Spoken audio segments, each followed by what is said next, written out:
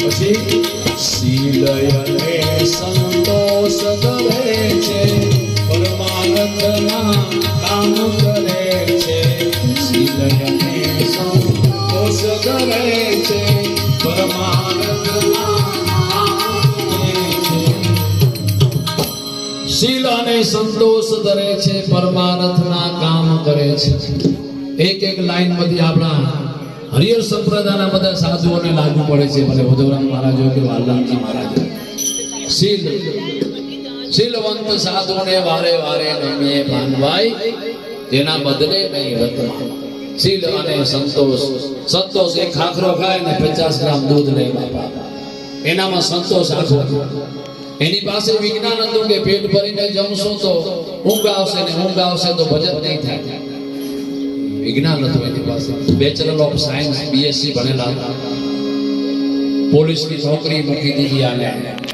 આટલું ભણેલા છતાં પણ સાધુ થઈ ગયા. કાંઈ જોયું હશે સંસારમાં સારા નથી. બધાને કહેતા કે સંસાર નોખા લે શરીર રોગા લે, એની બીજા કોઈ બચી શક્યો નહીં. આપણે કહીએ છીએ દેવોને દુઃખ પડે માનવ શું કામ,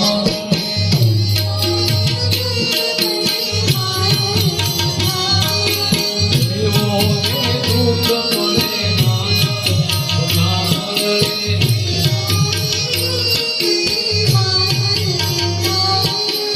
દેવોને દુઃખ પડે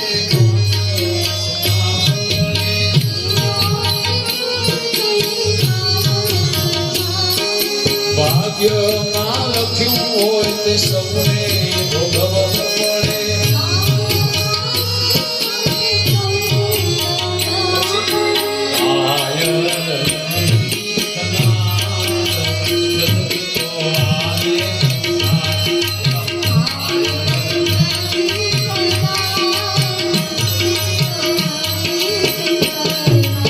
આવધની ભજવા ભગવાન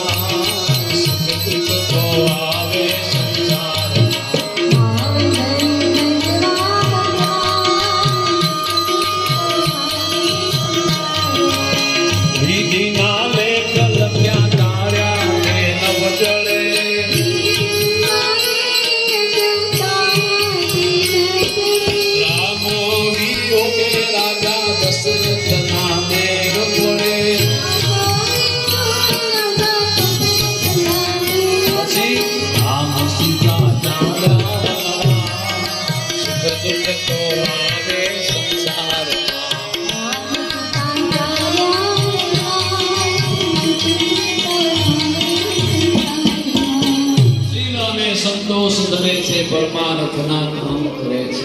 રાખતા અવિનાશી આધાર, એક જ આધાર. કાંઈ પણ તકલીફ થાય તો કે માણસ થાય ને ભગવાન થાય, આપણે સગવડ ગોતવા નીકળીએ. શીલ અને સંતોષ ધરે છે. પછી ગુરુ મહિમા મુખથી શું ગાય, આડંબર કે નહીં અંગે, સમભાવી રહે હું સૌ સંગે.